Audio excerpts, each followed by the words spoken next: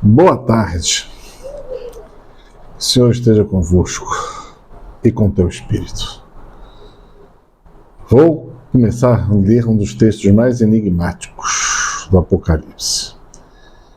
O anterior já era bem interessante, né? A Mulher e o Dragão. Agora eu vou ler as duas feras. Não, eu já sei que não vai dar para falar tudo em um vídeo, né? Precisaria muito tempo. E vídeos longos eu também não gosto de fazer.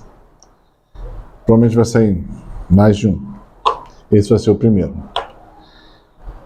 Eu já tentei fazer esse vídeo, acho que umas 2 vezes. E não. Deus falou não. Então, não. Eu não vou fazer nada que ele fale de outra. Fala que seja diferente do que ele quer. Então, vou tentar agora e vejamos aonde vai, né? Por que deu errado as 2 vezes? Porque eu parto de pressupostos de que as pessoas sabem algumas coisas e o texto, se você não entender algumas coisas, alguns aspectos, algumas informações, né? Se o Espírito Santo não estiver aberto a tua mente para compreender, você não vai entender. Você vai apenas ler um texto e não vai entender o seu significado e os meandros, os detalhes, né? Gastou detalhe aqui. E como dizia Daniel lá em Daniel 9 ou 10, eu já não lembro mais, né? Que ele fala que os sábios entenderão. Sábio é quem tem a sabedoria. Sabedoria nós sabemos que é o Espírito Santo. E quem tem o Espírito Santo, para lhe revelar as coisas, vai entender, vai conseguir compreender aquilo que está sendo dito, aquilo que está sendo revelado. Livro das Revelações, Apocalipse. Vamos começar. Primeira frase. Olha só, na primeira frase já começa interessante. Vi, João, vi, então, levantar-se do mar uma fera que tinha 10 chifres e 7 cabeças. Sobre os chifres, 10 diademas e suas cabeças, e nas suas cabeças, nomes blasfematórios. Ponto. Só que já dá uma coisa muito interessante. O que ele viu? Ele viu levantar-se do mar. Quando a Bíblia vai falar aqui, levantou-se do mar, eu sei que vai todo mundo para a praia, né? Para ficar lá vendo um reino surgir do mar. Já entendeu tudo errado. Quando ele está falando aqui levantar do mar, ele está dizendo que isso aqui é uma linguagem figurada, que o Senhor está mostrando que vai se levantar do lado político. O mar é exatamente isso que ele está querendo falar. Então, do lado político, vai levantar-se uma fera. Ponto. Vamos parar aqui. A fera tinha 10 chifres e 7 cabeças. Aí pronto, já imaginou um dragão, né? Uma coisa assim, mitológica. Porque aqui a gente tem que parar. Aqui tem que parar, você tem que voltar uns 2 passos. Como assim? As pessoas confundem como se fosse tudo uma coisa só. Não. Tem o sistema da fera, o sistema da besta, né? Tem a moeda da besta. Tem a política, o lado político do sistema da besta. Tem o sistema da besta. Tem a parte espiritual do sistema da besta. Cada uma delas tem que ser compreendida pontualmente para que você entenda tudo que vai acontecer, né? Então ele começa mostrando que vai surgir sobre a Terra, né, através da política internacional, uma fera. Aí você para assim, a fera aqui, ela é uma fera política, é uma pessoa ou é um sistema político baseado numa pessoa? Interessante, já começamos a abrir o leque da informação. E aí você vai entender que ele está começando a falar de um sistema político que é baseado em uma fera, em uma pessoa, que tem 10 chifres, ou seja, 10 zonas de poder. Lembra? Eu já falei alguma coisa disso, eu chamei de 10 blocos de poder, né? Não é país, é bloco de poder. Já falei até já mais ou menos falei quais são os blocos. E 7 cabeças, ou seja, vão ter 10 blocos com 7 cabeças. Por que isso? Porque em algum momento aqui vai ser falado isso, que serão 10 reinos, né, 10 blocos de poder, e o filho da perdição vai tomar o poder, como se, na palavra vai falar que ele é um pequeno chifre que vai destronar 3 grandes chifres, 3 zonas de poder, e ele vai tomar para si. E ainda assim vai existir ele com as outras todas zonas de poder. Deu para entender? Eu sei que é um pouco complicado. Então, ele vai tomar 3 posições, e ainda assim existirão embaixo dele 10 reinos, 3 controlados por ele e 7 que farão parte do sistema. Deu para entender? Né? Por isso que ele fala sobre 10 chifres, sobre 7 cabeças. Né? Tem gente que vai querer voltar lá em Roma antiga, porque o sistema da besta está entre as 7 colinas de Roma. Pode ter sido uma referência antiga? Pode. Mas estas palavras são para o anticristo, que ainda não veio. Está por chegar, mas ainda não apareceu. Ainda não se manifestou publicamente. Alguns videntes vão falar que já está por aí. Não vou tecer mais comentários do que isso. Quer falar? Sobre os chifres, 10 diademas, ou seja, cada um deles tem um diadema, quer dizer, uma fonte, uma representação legal de poder, né? Como você faz uma coroa antiga, na coroa tinham pedras preciosas para mostrar o poder do rei, o poder da coroa do rei. O que aquilo significava?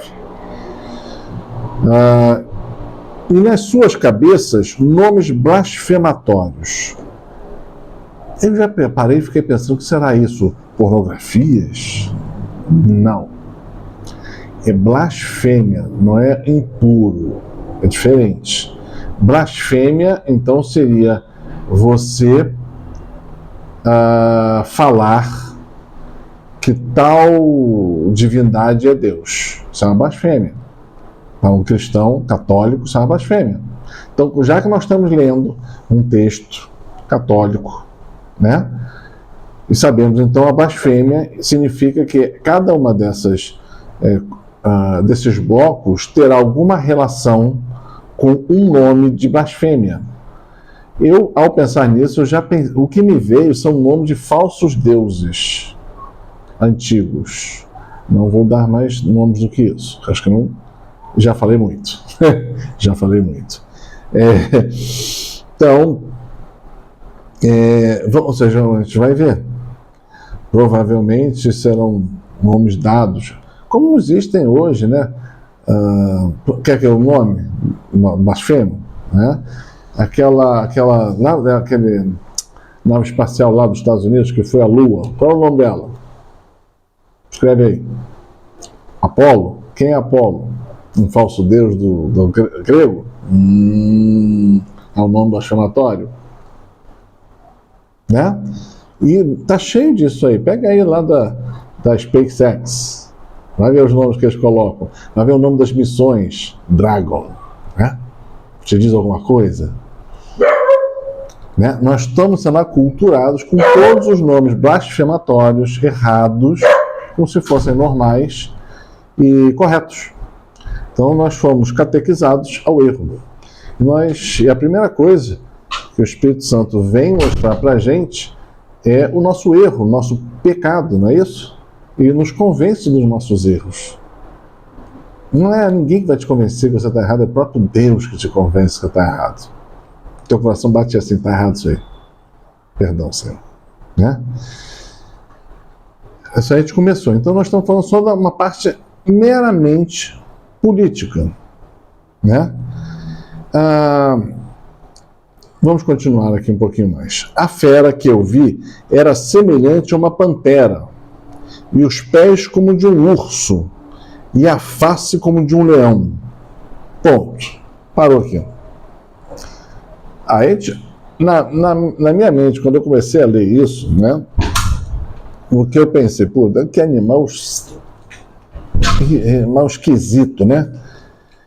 Parece uma pantera, mas o pé de um urso. Botei uma pantera com o pé de um urso, ficou esquisitíssimo. E a face dele como de um leão. Não fez o menor sentido na minha cabeça, né? Pensa você andar, bater na meia da rua, bater os olhos numa coisa dessa. Você fala assim, isso aí está muito esquisito. Então, logicamente, isso aqui é uma figura de linguagem. Então, ele está falando que esta fera, ou nesse momento, essa fera é um sistema, ele está falando de sistema político, né? Esse sistema político é como uma pantera, ou seja, ele é extremamente ágil. Para ser hoje, no mundo de hoje, agilidade, o que te remete? Tecnologia. Então, é um sistema que se mexe muito rapidamente pela tecnologia, ou seja, vai fazer as coisas, agir pro mal, pro bem, imagina o pro mal, brecando de todas as formas, usando a tecnologia. Aí depois a gente vai ter que falar um pouco mais disso, vou falar mais à frente. Mas, segura essa informação da pantera. Depois ele fez os pés de um urso. O que quer dizer o pé de um urso? Você viu uma pata de um urso? Coisa grande assim, com umas unhas afiadas. O que te remete a uma pata de urso com unhas bem afiadas? Te remete a uma questão chamada poder. Né? Quer dizer, poder de massacrar, botar sob o seu domínio, e quem não ficar debaixo desta pata, as unhas resolverão o problema. Deu a entender o que resolveu o problema? Então sabemos que é um império que vem ágil pela tecnologia, com forte pressão e opressão, e quem não obedecer, né, vai ficar, acho que nem sei se fica, né? Tá, né? Entendeu o que eu quero dizer? Eu não posso falar com algumas palavras. E tem a face de um leão, ou seja, como se fosse uma realeza. Entendeu? Então, esse é o império que vem da fera. Tem uma aparência de bom, uma agilidade, né, fantástica, tecnológica, mas é opressivo, e quem não está no sistema, ele tira. Bom, está bem explicado, eu acho, né? Vou ler mais uma frase. Deu-lhe o dragão o seu poder, seu trono e grande autoridade. Então, Deus já vai revelando que esse império será montado, na verdade, pelo dragão. Quem é o dragão? A antiga serpente, Satanás. Aí o nome com todas as letras, né? É um reino de Satanás, que será implantado na Terra, com permissão de Deus, porque é a última aprovação da humanidade antes de uma vinda de Deus, antes da parousia de Jesus. Isso tudo você tem que entender, né?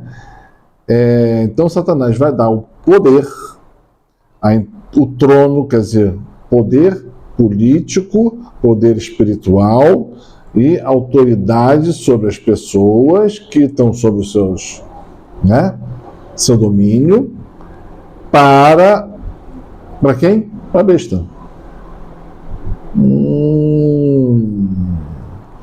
Então a gente já sabe como vai ser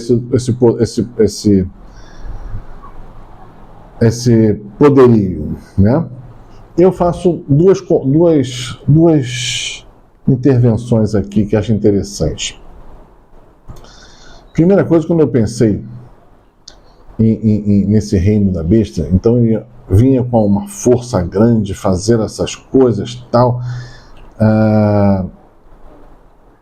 Aí vem até aquela palavra, né? Quando falar em paz e prosperidade, você sabe que está próximo a tudo desabar e entrar o reino do coisa ruim. Então, guarda essa mensagem aí que vocês vão escutar disso. E fica a questão que, por exemplo, como é o reino do dragão, o que ele faz entre os seus não é ter paz. Apesar desses 10 blocos serem comandados por ele, não haverá paz. Não é todo mundo quer paz para não ter guerra. Não existirá isto. Por quê? Porque o próprio dragão estará dominando sobre tudo. E o que ele mais gosta é de ver as pessoas sofrerem. Né? Então, apesar de ele vir com uma cara de leão, de coisa boa, de autoridade, né? Ele vai fazer os seus jogos de poder. Ou seja, entre os seus discípulos, né, do dragão, eles brigam pelo poder, eles brigam pela autoridade, eles brigam para ter dinheiro, eles brigam e se matam por isso. Então, no tempo desta besta, no tempo do dragão, não terá paz sobre a terra. Né? Se você ler lá o que diz Daniel 9:27, no final diz isso: a devastação virá até que caia totalmente sobre o devastado. Ou seja, aniquilação forte. Né? Então será um tempo de muitas insídias, guerras, batalhas, pessoas perdendo a vida, coisas estranhas acontecendo, né? Então fica esse primeiro contato, né? O outro tema, acho que eu falo no próximo vídeo, já está ficando longo, e eu já vou fazendo em seguida, tá bom? Paz e bem.